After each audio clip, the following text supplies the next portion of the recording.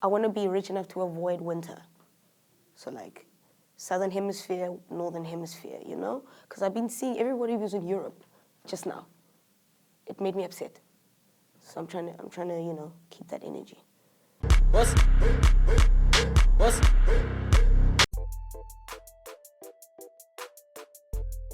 My grandmother calls me Bhengi. Don't know where it comes from. And there's also Nebsta. Don't know where it comes. Oh, Buhle gave me that name. Nebsta? Nebs. No? Okay. Cool. Mostly I identify as broke and tired. But since the last time we spoke, I told you guys that I was a lesbian. That shit's changed. Yeah, I've been having a really good journey with my gender. I've introduced my friends to some different pronouns, but that also changes on a day-to-day basis because I actually don't know what it means. I think it can't be a definitive thing. I think I'm allowed to change my mind. Yeah, so they pronouns, he pronouns, she, because, you know, sometimes I am a she. But yeah, mostly identify as broke and tired.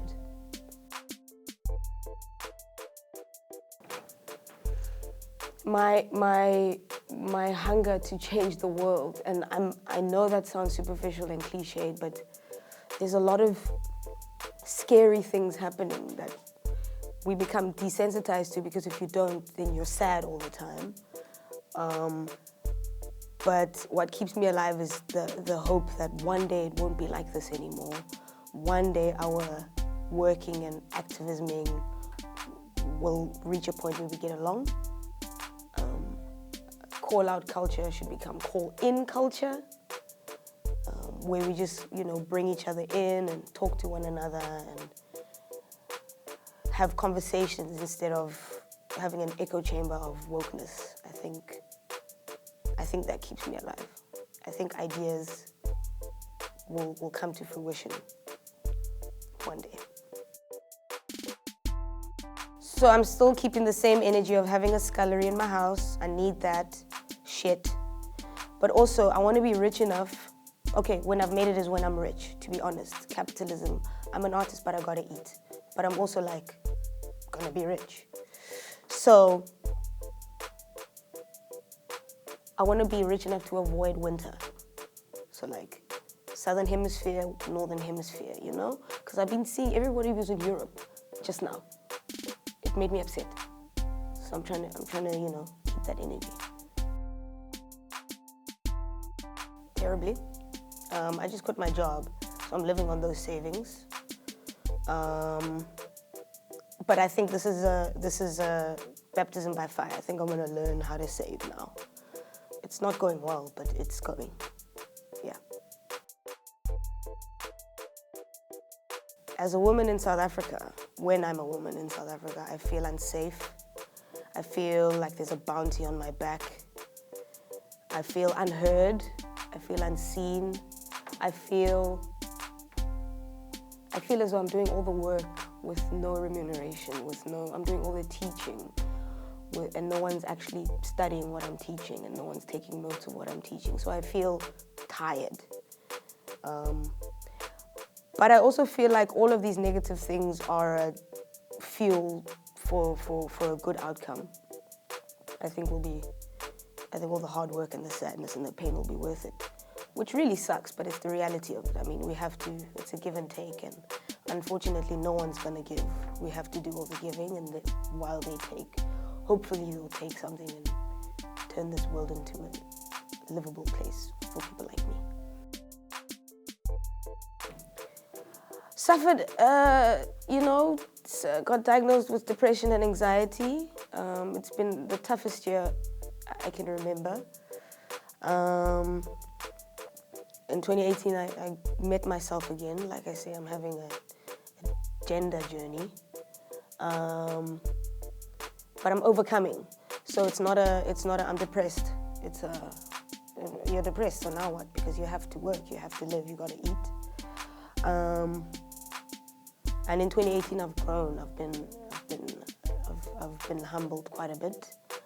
I've learned that working somewhere reputable isn't all that, which is a lesson in itself.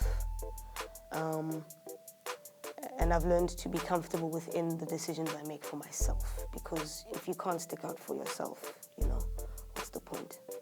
So 2018 has taught me to be therefore number one more than I ever have before.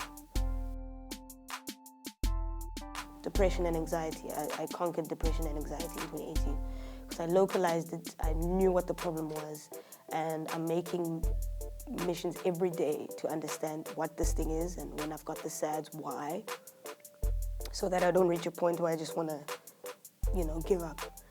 There's a lot I need to do, and I don't want to let my friends down. I don't want to let my family down. I don't want to let my siblings down, you know? So I conquered being sad. I wouldn't do anything differently.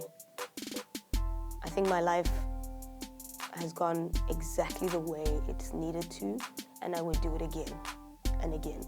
If I had to do my life differently, I'd want to come back as a white man, because this shit is hard, okay? I'd like something easy. I want to go skydiving. I want to write about beer. I want to take photographs of the beach and make it a good photograph just because I'm white. But now I have to take photos of black women because black women. But yeah, I wouldn't do anything differently. This has been a great journey. Yeah. Reposting by me? So my work as a photographer has been many things, but I think primarily it's archiving and documenting and making an archive of what I've done. And because I've been struggling with my mental health this year, I think looking back has been a reminder of it's not so bad, at least you don't suck. So I think reposting and revisiting is a kind of therapy for me, just to bring myself up to go and get that next best shot, to go and do that next best bit of work. So yeah, it is a statement. It is I'm here, I'm working. It's hard, but it's fun. Awesome. My brother is, he's a special kid. He's been through quite a bit, and I think this is the first time he's realizing that he needs to live life for himself and not anybody else. He's a very impressionable guy, but he's stopped that now because he didn't have to be, and I think he realized that doing his first year again and figuring out his life again. So he's also teaching me about myself, about how it's not that deep. I told him about my mental health, and he's like, look, I'm here for you, but it's not that deep. So it's been cool. It's been like bros. It's like living in a man cave with my best friend. A normal day of dad swag. Right. So layers. Yeah, I like layers. And I like, my favorite fit has to be the Canadian tuxedo. So you know my Sherpa denim jacket with the jeans and the Doc Martens and a poor boy cap? That is father, okay? Father time. Layers, a cap, a cigarette, and a very surly, like stern look. Because I'm short, so I have to like be angry so nobody, I'm like cute, but will fight you. That's me as a dad. I'm broke, man. I just paid next month's bills because I'm responsible, so now I'm like, I'm broke, dog. But that's typical. Everyone's mad about being broke. I'm angry about my MacBook. I can never have a MacBook for longer than 6 months, bro. It just dies on me, or someone spills something on it. So I gotta go replace it again. But it's fine. Kiss of the sauce hop.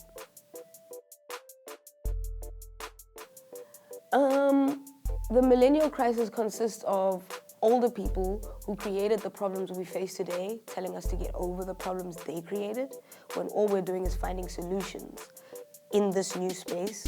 So for example, 5 working days, 5-day weeks is an industrial revolution concept, which is upsetting because where is the industrial revolution? It happened and it's over now.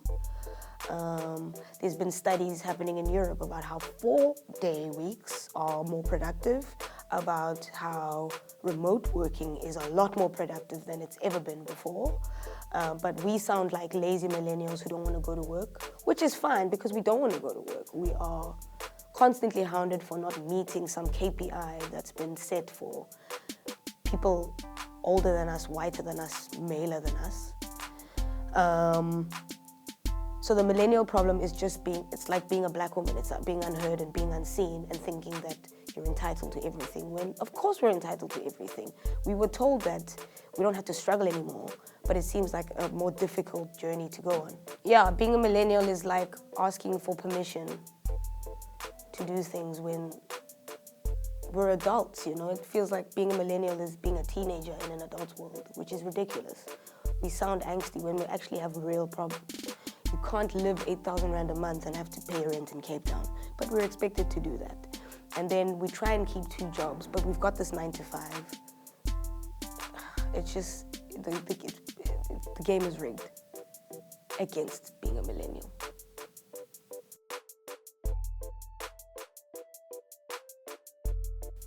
So it's only been a few weeks of it now, but I've freelanced before for a little while, and I think it's gonna be different now because I had less experience back then. It's going good, but my anxieties lie in financial problems. I don't want to run into those, so I think I'm setting myself up to not have to run into financial problems without stagnating myself creatively, without having to do the work that I don't want to do just because I need to pay bills. So that's a little bit of a internal struggle I'm having. I feel hungrier for work, which is great. Ever since I left my job, I'm hungry to do work. I'm hungry to shoot. I always want to have my camera in my hand, which is exactly what I was looking for.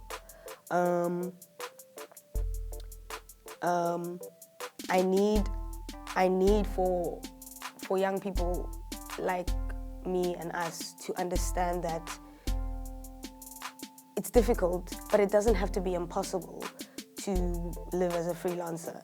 And it's not going to be the same formulaic experience for everybody.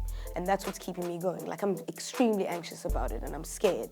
But I think what keeps me going is that it's my own race and it's my own pace. And even if we go through the most, something has to give. And I think the result will be fine. I don't suck at what I do, so I think I'll make it. Yeah. So, us as our parents' children will always be our parents' children, right? Which makes sense, and that's fine. But I make an effort to remind my parents that I'm 27 years old, and I'm only getting older, and I'm only experiencing the world in my way. So my parents' concerns are about my queerness and if I'm safe, which is great. But I think they need to learn that it makes 2% up of who I am. The rest is now having to navigate the world in a certain way. So I told my parents I quit my job, and they were like, why? You need money to live. And I was like, sure, but I also need to live. And my dad responded by saying, it's toxic everywhere. Life is hard everywhere. And I told him, you can't do that. It's not the same. You're a man, and you're met in different ways. In the workplace, you're someone's boss. Even if you weren't someone's boss, you're met with a certain kind of demeanor. People respect you more than they respect me. So I think we need to remind our parents that we are young adults. We're not children. I mean, even with the drinking in front of our parents thing. We drink, guys, and we don't binge. We have a glass of wine before bed every night, just like you do. And we go to work the next day, and we come back and we decompress with a glass of wine. Just because we have a drink in our hand, it doesn't mean we are drunkards traipsing the streets with liquor and drugs. No. We have different outlets. It's different now. We groove. But that's because it's a completely different dynamic now. We don't have responsibilities. We don't have to provide to children. So yeah, the conversation we need to remind our parents that we are adults and we are not doing anything for them anymore. It has to be for ourselves. Because you don't pay rent that way. Dang, dang.